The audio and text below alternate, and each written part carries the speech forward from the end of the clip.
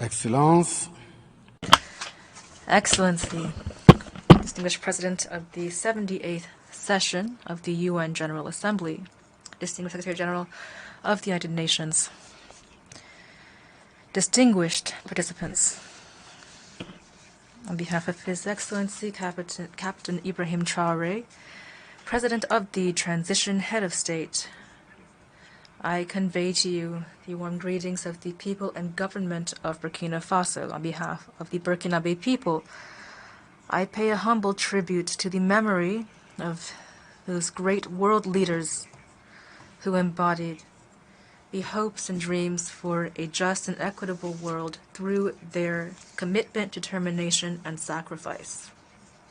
I'm thinking in particular of Fidel Castro of Cuba, Patrice Emery Lumumba of Congo, Modibo Keïta of Mali, Ruben Nyobe and Félix Moumié of Cameroon, Sylvanus Olympio of Togo, Che Guevara of Argentina, Martin Luther King, and Malcolm X of the USA, Nelson Mandela of South Africa, Jomo Kenyatta of Kenya, Amilcar Cabral of Guinea-Bissau and Cabo Verde, Marian Mugabe of the Republic of Congo, Captain Noel Isidore Thomas Sankara of Burkina Faso, and others. These leaders were largely executed violently.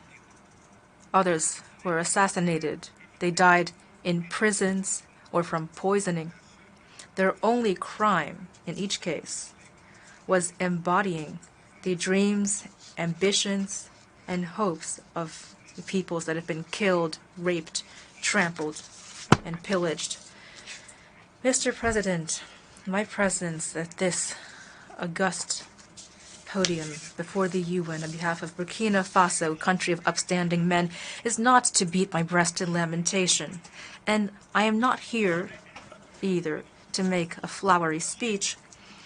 I was sent here to tell you that the lies of states, diplomatic hypocrisy, the thirst for power, the frenetic quest for profit, the diabolical spirit of domination and exploitation of man by man, these are the true wounds that poison our coexistence and drive all societies toward perdition, including our organization, the UN. His Excellency, Mr. Antonio Guterres, Secretary General of the UN, His Excellency, Mr. Joe Biden, President of the United States, His Excellency Dennis Francis, Representative of Trinidad and Tobago to the UN, elected President of the 78th session of the General Assembly, His Excellency Luis Inácio Lula da Silva, President of the Republic of Brazil.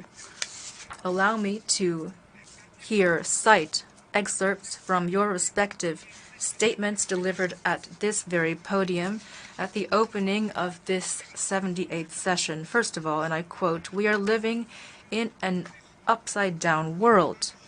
Bodies litter the beaches where billionaires bask." Secondly, and I quote, "We are at a crossroads. We have a common cause, that is, leaving to our children a world with a better social environment." End quote. For the third person, despite difficulties, we can emerge from this. What we lack is not ability, but political will. Otherwise, we'd be able to provide progress and peace for all. End quote. And for the fourth personage I'm citing, quote, "There's a dissonance between rhetoric and practice, the facts.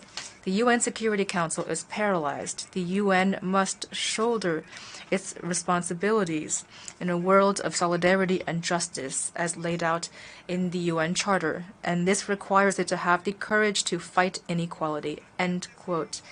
The quintessence of these statements by these four august personages clearly shows that inequality throughout the world is deliberate. Otherwise, with a modicum of courage and political will, we would be able, if not to eradicate them, at least to minimize them.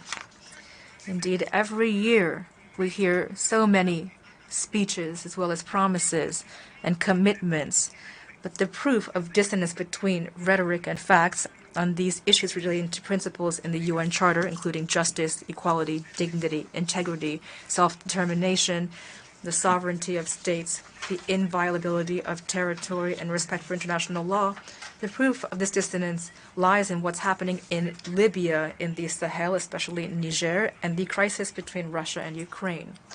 First of all, in Libya, after the catastrophic flooding, thousands of people lost their lives.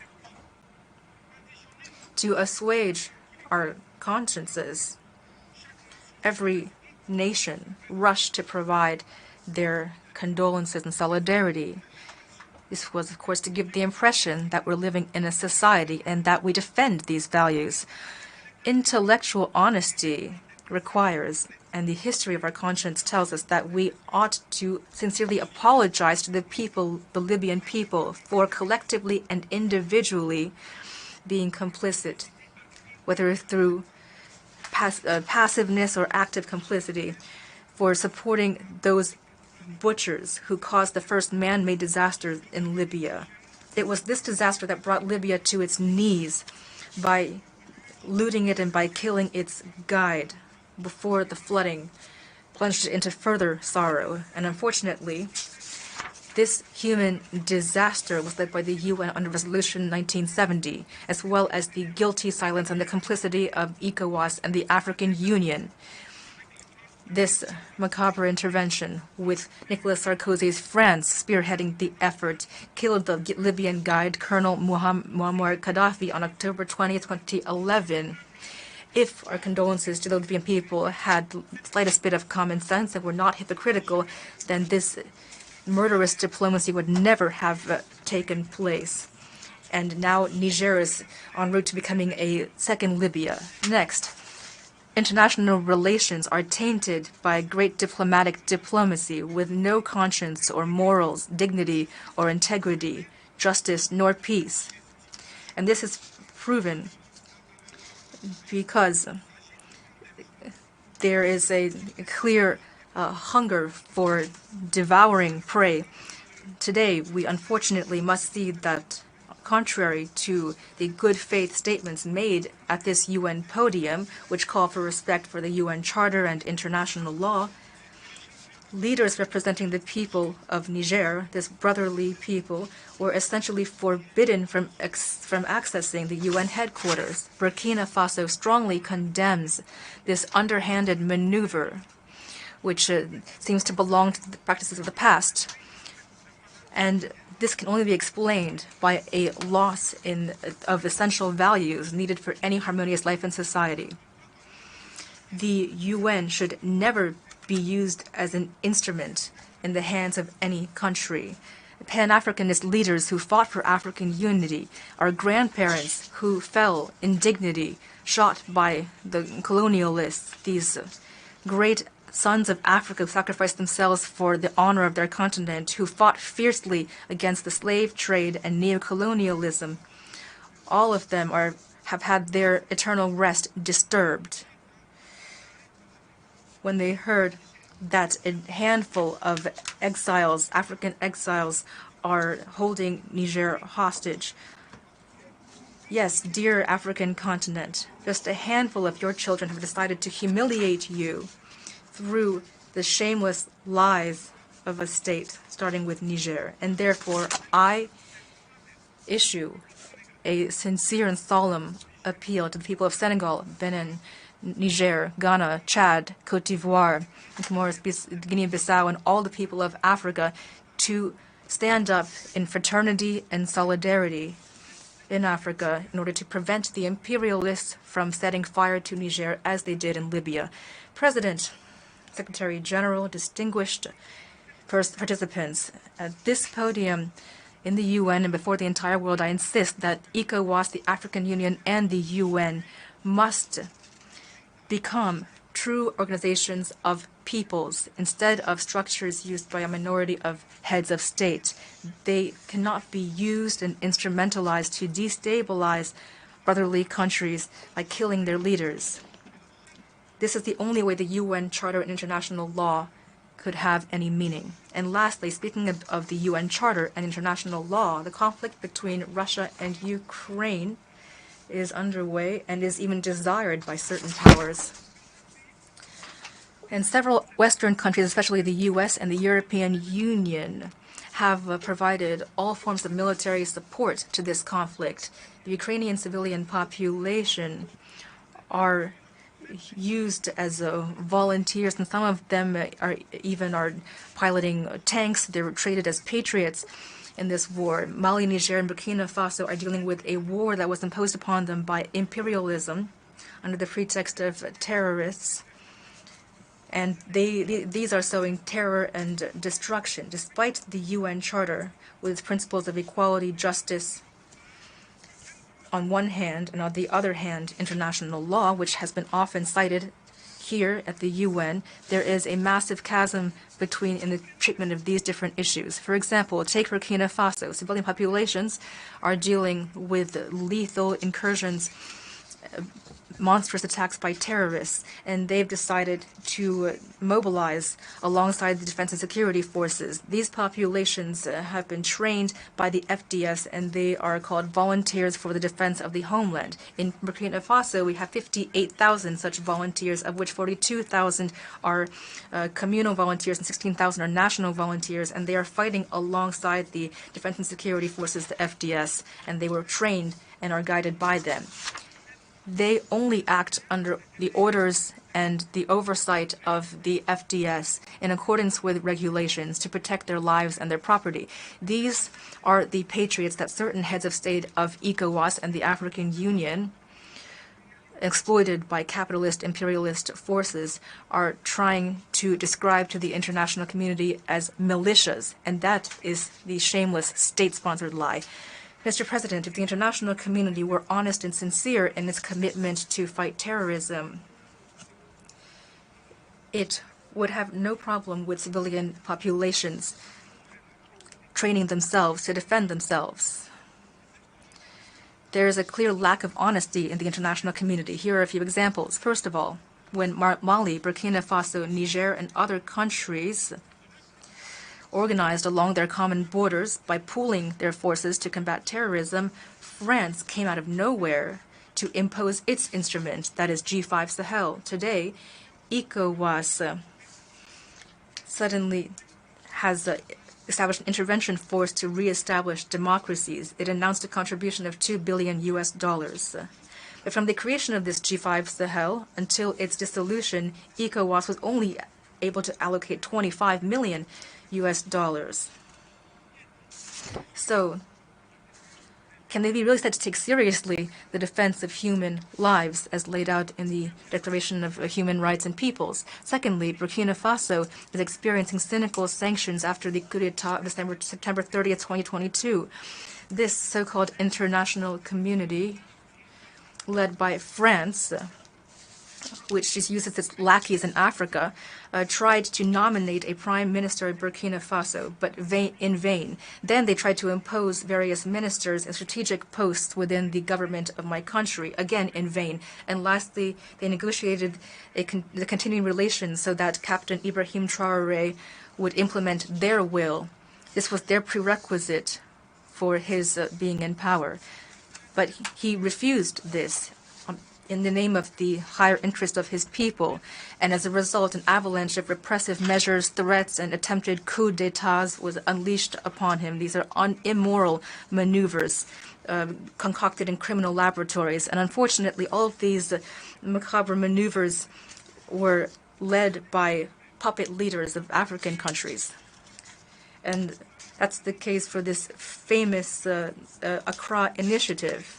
Even that was not able to last for long. Thirdly, in addition to cutting off aid and other problems with our FDS, we are seeing a blockade on material equipment for us, again led by France. For example, for the important air defense equipment needed to control and defend our territory, we had a contract with Brazil.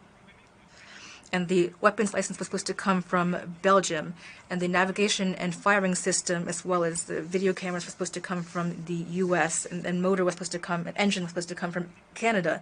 But this equipment was all cynically blocked. You talk about defending human rights at the UN, so therefore I ask you to deliver to us our weapons that we need to defend and protect our peoples who are being killed.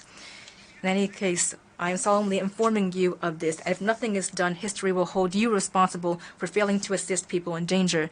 Distinguished Secretary General and President of the General Assembly, members of the international community.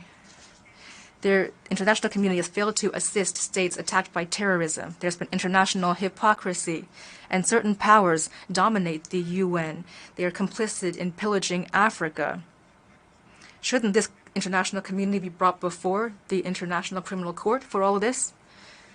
Our security must be assured by us ourselves, first and foremost, not by anyone else. When it comes to the Wagner presence in Burkina Faso, which has been covered by a puppet press controlled by France, I would respond that it's our brave FDS that is defending our homeland. Consequently, from this high tribune of the United Nations that magnifies the sacrifice of my country on behalf of national interest, I here applaud the memory of all those who fell due to weapons, magnifying the courage and integrity of those who are still alive, inexorably sacrificing for victory for our people and safeguarding our country. Rather than stopping the human bloodshed, it's fallacious accusations that have occurred and lies wrapped in hypocritical diplomacy and veiled threats to indicate to our partners that they need how we need to behave ourselves, and we say no.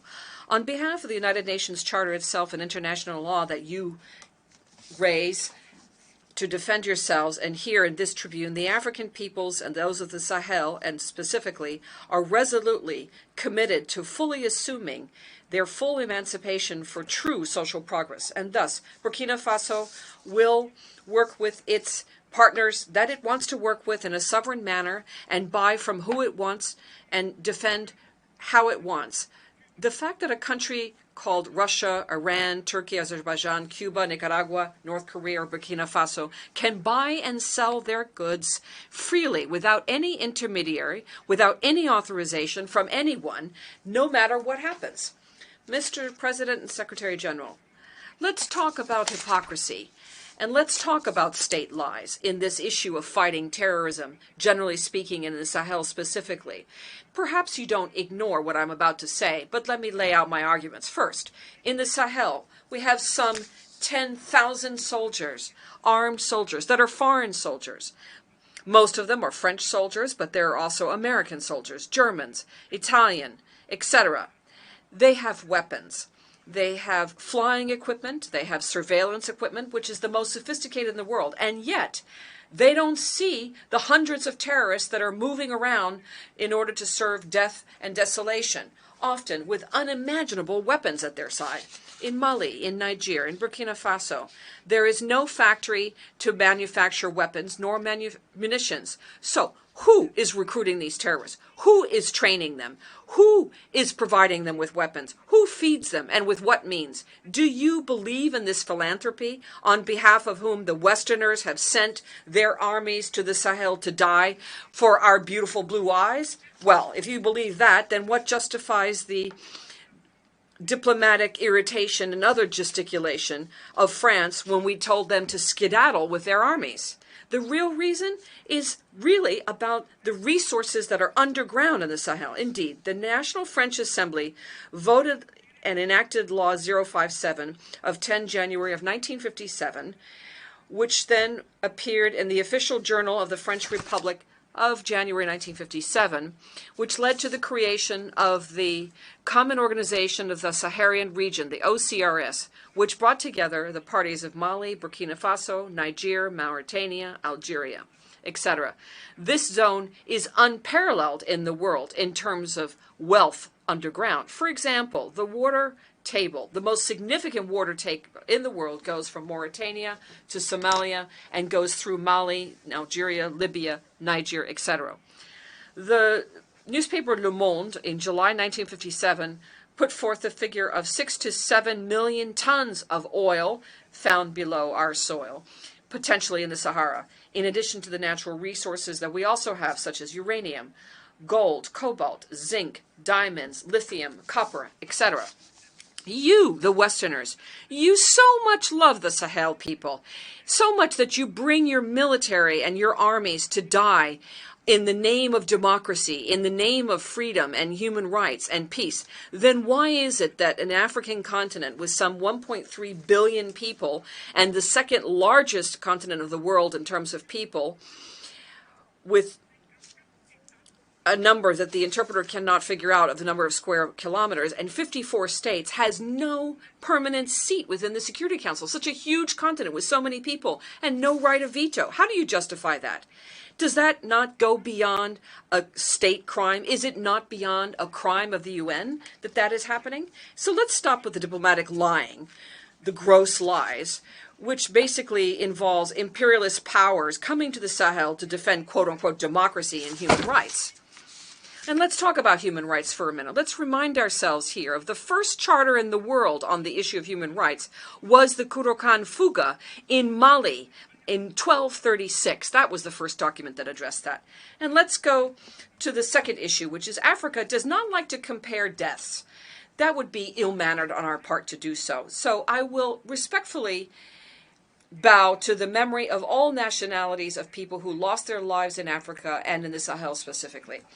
But if we look at the hazards that are involved, and we look at the unfortunate and condescending attitude of the President of the French Republic, Emmanuel Macron, often who verges on the ridiculous while glorifying a hypothetical condescension vis-a-vis African people. And I have to impose on myself here the duty of giving him a little lesson on history, on his own history, because this is why your classrooms are full of children that are learning their lessons well and growing up.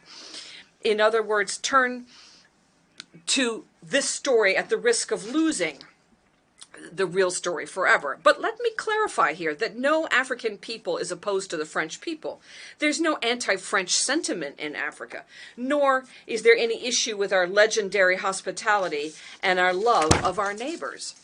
Rather, the African people refuse the condescendence, the arrogance, the insolence, the sufficiency, the paternal attitude, the looting of our resources, and organized crime. That's our problem. Indeed, for your memory, Mr. Emmanuel Macron, first, let me remind you here that through the BBC in England on the 14th of June, 1940, an appeal was launched by your own grandfather, General de Gaulle, to Africa to come and save France from the grip of the Nazis. Let me remind you, 17,000 Malians died during the two world wars. This is a blood debt that France has hidden. And if we look at the book of Bakary Kamian, the professor of the University of Sorbonne in France, says, and in that same document, in page 345, there's a table that looks at the war and the loss of lives in the two wars. People from Mali, Burkina Faso, and Niger, over 82,000 fallen soldiers from those countries in those wars, and over 154,000 soldiers. And this is from a French source, a book by Henri Léger, Report on the End of the AOF Mission, from 1950. It was published. And this is in the archives of Senegal. Please see Annex 5. Now, moving on to the next argument. The 17th November 1986, François Mitterrand, the French president at the time, in response to Captain Sankara said, and I quote, "Africa was looted, and here I'm talking about raw materials. I should have talked about people. For centuries, we exploited you at a human level. We stole your men, your women, your children. We used you. I understand your refusal. I understand your revolt, and I approve of your fight. You are right to refuse to be a sacrifice continent. The time has come for you to develop your own economies based on your own goods and people. and the duty of these countries who abusively used you and used African labor, their duty is to restore to Africa what was taken from them over the last few centuries. End of quote. Indeed, Africa was always openly looted and pillaged, but still there is a great deal of wealth in our continent, of people and mineral resources. By way of proof, let's talk about mineral resources. Africa has 30% of the worldwide mineral reserves, 40% of gold reserves, 33% of diamond reserve, 80% of coltan reserve used for telephones, 60% of cobalt reserves for batteries, 55% of uranium reserves. So it's for the defense of this Africa that the young people of Africa stand more than ever. Mr. Macron, do you still need a little bit of history in order to remember? Finally, before the regrettable exit and the unfortunate exit of Emmanuel Macron, the French president, he was attacked by so many other politicians and compatriots who live in the African bosom. But let me remind you here, despite that, Germans have some 83 million inhabitants with a land surface of 340,000 square kilometers, compared to Congo with 95 million inhabitants and over 2,345,000 square kilometers. Belgium has 11 million inhabitants and over 30,000 square kilometers, compared to Gabon with 2.5 million inhabitants and 267,000 square kilometers. France now has 68 million inhabitants and over 672,000 square kilometers, compared to Namibia with 2.5 million inhabitants and 825,000 square kilometers. So all of this clearly shows, and I quote, "Peace to his soul. Africa is the only continent in the world where the people sing and dance and applaud those who impoverish them, who starve them, and who torture them. The misfortune of Africa is to have met France." End of quote. It's true that the West was violent with Africa, raped it, and stole from Africa. So what is our share of the responsibility in all of this as African leaders? Is it not us, the African leaders, who have abandoned our identity? Our names have disappeared in order to make way for other names that do not match our realities. We need to reconquer our own culture and take ownership.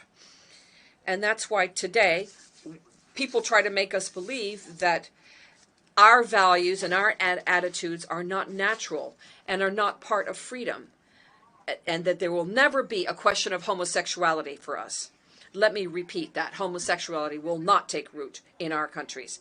Mr. President, now what's just been described are very unfortunate labels used by the UN that can be summed up as follows. 1.2 million people who are in the depths of poverty. $2.2 billion of the United States money invested in weapons, 20 times the budget of the United Nations invested into nuclear, and all of these should be compared to issues of development. Africa gets from the IMF and the World Bank $34 billion, vis-a-vis $160 billion invested in the West. The paralysis of the Security Council, the paralysis of the World Trade Organization, increasing tensions due to geostrategic repositioning.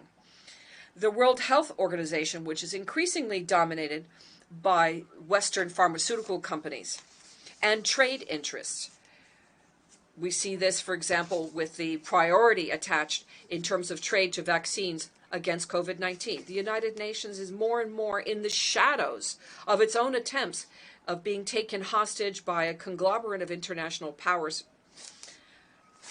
Now, by consequent of all this, the African people, generally speaking, and in the Sahel specifically, will fight tooth and nail so that ECOWAS and the African Union and even the United Nations become service institutions truly in the service of the peoples of the world, for the profound emancipation of these peoples and true social progress. Because the lack of these organizations, their inefficiency, their lack of sincerity, their client-based decisions in variable geometry, their crimes, the promotion of bad governance, looting, social disorganization, and corruption all lead unfailingly to coups d'etat, which are then just consequences of all the aforementioned. So let's look at the root causes, which will disappear. If we continue with this putting our heads in the sand like the ostrich, with this hypocritical form of diplomacy, with state-sponsored crimes and organized crime, state-sponsored lies, constitutional lies, and the making heads of state for Africa. Even the United Nations will not be spared this coup d'etat. In this regard, and in order to take our destiny in our own hands, Mali, Niger, and Burkina Faso signed the Partnership of the States of the Sahel, which is abbreviated as the AES. The AES is an architecture that was set up to secure our countries by a treaty with revised authority for development, including the region of Lipto-Gourma.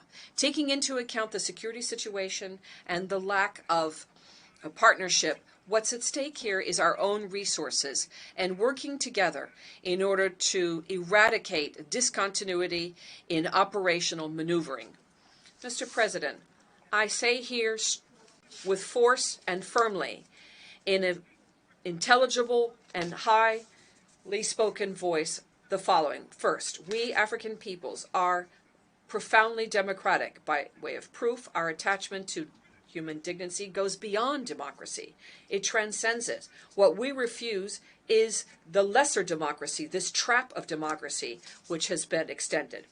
Electoral-based democracy, which turned out to be a way of controlling our states through playing musical chairs with the leaders, who are often imposters and corrupt, who steal and rape.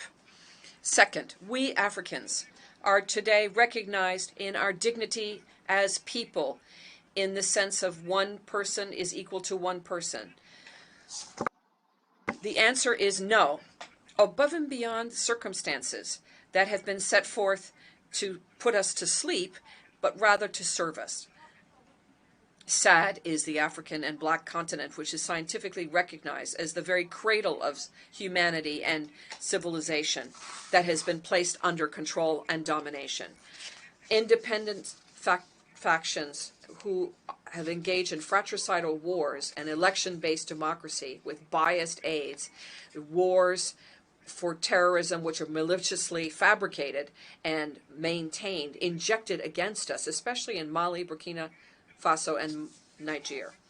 Dominating us, that's what it's all about. Stepping on our necks, as was the case of the unfortunate George Floyd in the United States. Is that democracy?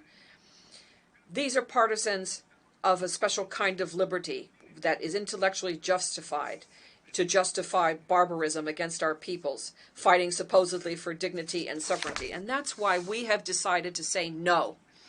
No to all these so-called friends who want our so-called good or who threaten us with war, to impose their friendship.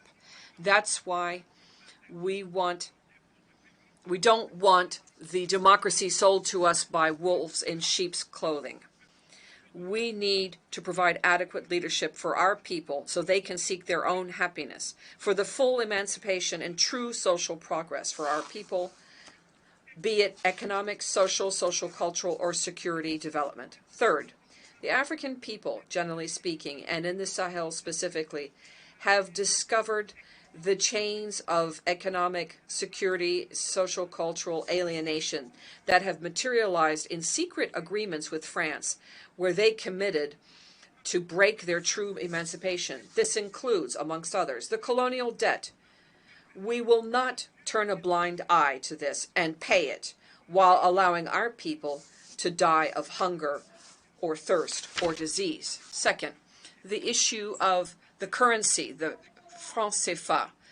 This is called the franc of the French African colonies. This is not African property. Legally speaking, property is the right to be able to dispose of something in the most absolute way, according to Article 544 of the French Civil Code.